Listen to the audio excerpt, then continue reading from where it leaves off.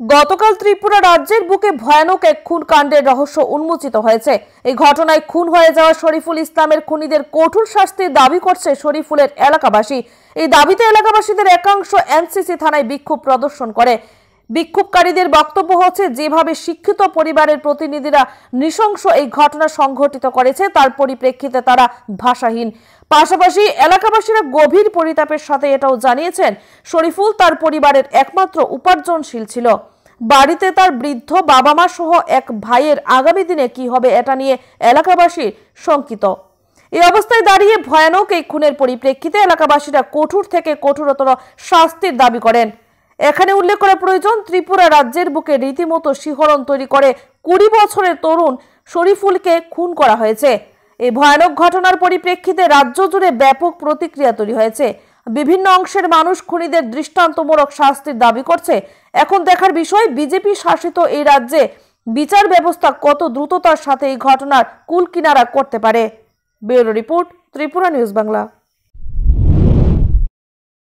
শিক্ষিত সমাজের মধ্যে এই ডাক্তার তারপরে এর বাবা বলে হেডমাস্টার, ডাক্তার হেডমাস্টাররা যদি একটা মানুষকে নৃশংসভাবে হত্যা করে আলা, তাহলে আজকের দিনে আমরা কারে সেফ মনে করি? আমিও তো একজন স্টুডেন্ট, আমিও একটা পড়াশোনার লোকের রিলেটেড আছি না। আজকের দিনে আমারও যদি কেউ ফোন করে যে বন্ধু বাইরে মুখ, তাহলে তো আমি আমার নিজের বন্ধুরে বিশ্বাস করতে পারতাম না, ঠিক আছে না? তা আমাদের দাবি ইদুরই যে আমরা ত্রিপুরার কনস্টিটিউশনকেও ইন্ডিয়ার কনস্টিটিউশনকেও যে কঠোর থেকে কঠোরতম সাজা আছে ওইটা যাতে তার লেগে অ্যাপ্লিকেবল হয়, নাইলে ওইটা আমরা নিতে পারতাম না আর কি। আমরা এলাকাবাসী হিসেবে বা আমার ছোটো ভাই হিসেবে আমরা এটা নিতে পারতাম না। কি আহ্বান থাকবে সরকারের কাছে? হ্যাঁ, সরকারের কাছে তো আবেদন, প্রথমত যে আবেদনটা থাকবে যে সবার আগে ওর ফ্যামিলিটার দিকে তাকানোর জন্য, কারণ একমাত্র ইনকাম সোর্স আসলো ওই। মাত্র 20 বছরের ছেলে দুনিয়াটারও ভালো করে দেখছে না। তো আজকের দিনে দাঁড়াইয়া 20-21 বছরের একটা পোলার এরকমভাবে হত্যা করে লাইছে, এটা তো কেউই মানতে পারতো না। তো সরকারের কাছে আবেদন থাকবো যে আমাদের ভারতের সংবিধান বলুন বা যেখানে যে কঠোর থেকে কঠোরতম শাস্তি আছে ওইটা যাতে তার ক্ষেত্রে হোক, প্লাস ওর ফ্যামিলিটার দিকে যাতে ওরা একটু তাকাক। আমাদের এটাই দাবি। এটা তো আমরা ত্রিপুরা না শুধু, এটা আমরা ভারতের মধ্যে একটা কলঙ্ক লেগে গেছে যে আজকের দিনে দাঁড়াইয়া এই সভ্য সমাজের মধ্যে শিক্ষিত মানুষ হয়ে সেটা যদি আজকের দিনে শিক্ষিত মানুষের যদি এই পরিণাম করছে, তো আবার শুনতেছি কি তাই একজন ডাক্তার হয়ে সেটা যে তাই মানুষটাই কি তা বাঁচাইব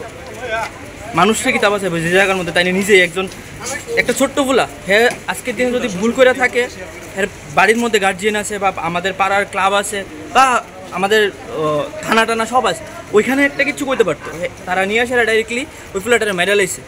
তো আমরা চাওয়া আর কিছুই না, আমরা চাওয়া হয়েছে গিয়ে কিতা যে আমরা প্রশাসনের কাছে কমু যাতে কঠোর থেকে কঠোরতম যে শাস্তিটা আছে ওইটা যাতে হোক, আর নাইলে মানে এটা আমরা মেনে নিতে পারতাম না আর কি। মানে যেভাবে নৃশংসভাবে খুন করা হয়েছে, মানে কি এরকম, মানে কি অনুভব করতেছেন আপনারা? কি অনুভব করার মতো তো আমাদের মধ্যে, মানে কথা বলার মতো তো আমাদের মধ্যে ভাষা নেই। মানে আমরা এলাকাবাসী হিসেবে আমরা তো জিনিসটা এখন অবধি নিতেই পারতাছি না যে এর লোকে এমন একটা ঘটনা হয়েছে। এই যে কথা কইতেছে আমার শরীর দিয়ে গরম হয়ে যেতেছে। আজকের দিনে দাঁড়াই আমরা শিক্ষিত মানুষ, শুধু শিক্ষিত বই পড়েই শিক্ষিত হয়েছি, বই পড়ে শিক্ষিত হওয়ার তো কোনো মানেই নাই এই জায়গার মধ্যে। যে জায়গার মধ্যে আজকের দিনে দাঁড়ায় একটা 20 বছরের পোলা ভালো করে দুনিয়াটারও দেখছে না। হের পরিবারের শুধুমাত্র ইনকাম অফ সোর্স আসলো, বাড়ির মধ্যে মা অসুস্থ, বাবা অসুস্থ, ছোট ভাই একটা চোখের মধ্যে ডিজিজ। তো এই জায়গার মধ্যে নিজে মাত্র সংসারটারে ধরছিল। আজকের দিনে দাঁড়ায় সংসারের দায়িত্বটা কে নিব? আজকে কি অনুভব করার মতো তো আমাদের মধ্যে, মানে কথা বলার মতো তো আমাদের মধ্যে ভাষা নেই। মানে আমরা এলাকাবাসী হিসেবে আমরা তো জিনিসটা এখন অবধি নিতেই পারতাছি না যে এর লোকে এমন একটা ঘটনা হয়েছে। এই যে কথা কইতেছে আমার শরীর দিয়ে গরম হয়ে যেতেছে। আজকের দিনে দাঁড়াই আমরা শিক্ষিত মানুষ, শুধু শিক্ষিত বই পড়েই শিক্ষিত হওয়ার তো কোনো মানেই নাই এই জায়গার মধ্যে। যে জায়গার মধ্যে আজকের দিনে দাঁড়ায় একটা 20 বছরের পোলা ভালো করে দুনিয়াটারও দেখছে না। পরিবারের শুধুমাত্র ইনকাম অফ সোর্স আসলো, বাড়ির মধ্যে মা অসুস্থ, বাবা অসুস্থ, ছোট ভাই একটা চোখের মধ্যে ডিজিজ। তো এই জায়গার মধ্যে নিজে মাত্র সংসারটারে ধরছিল। আজকের দিনে দাঁড়ায় সংসারের দায়িত্বটা কে নিব? আজকের দিনে দাঁড়ায় আমরা শিক্ষিত মানুষকে লিগে ঘুমার শিক্ষিত সমাজের মধ্যে এই ডাক্তার তারপরে এর বাবা বলে হেডমাস্টার, ডাক্তার হেডমাস্টাররা যদি একটা মানুষকে নৃশংসভাবে হত্যা করে আলা, তাহলে আজকের দিনে আমরা কারে সেফ মনে করব? আমিও তো একজন স্টুডেন্ট, আমিও একটা পড়াশোনার লগে রিলেটেড আছি না।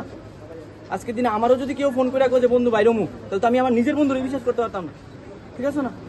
তো আমাদের দাবি ইদ্দুরই যে আমরা ত্রিপুরার কনস্টিটিউশনকেও ইন্ডিয়ার কনস্টিটিউশনকেও যে কঠোর থেকে কঠোরতম সাজা আছে ওইটা যাতে তার লেগে অ্যাপ্লিকেবল হয়, নাইলে ওইটা আমরা নিতে পারতাম না কি, আমরা এলাকাবাসী হিসেবে বা আমার ছোট ভাই হিসেবে আমরা এটা নিতে পারতাম না। কি আহ্বান থাকবে সরকারের কাছে? হ্যাঁ, সরকারের কাছে তো আবেদন, প্রথমত যে আবেদনটা থাকবে যে সবার আগে ওর ফ্যামিলিটার দিকে তাকানোর জন্য, কারণ একমাত্র ইনকাম সোর্স আসলো ওই, মাত্র 20 বছরের ছেলে হ্যাঁ দুনিয়াটারও ভালো করে দেখছে না। তো আজকের দিনে দাঁড়ায় 20-21 বছরের একটা পোলার এরকম ভাবে হত্যা করে লাইছে, এটা তো কেউই মানতে পারতো না। তো সরকারের কাছে আবেদন থাকবো যে আমাদের ভারতের সংবিধান বলুন বা যেখানে যে কঠোর থেকে কঠোরতম শাস্তি আছে ওইটা যাতে তার ক্ষেত্রে হোক, প্লাস ওর ফ্যামিলিটার দিকে যাতে ওরা একটু তাকাক।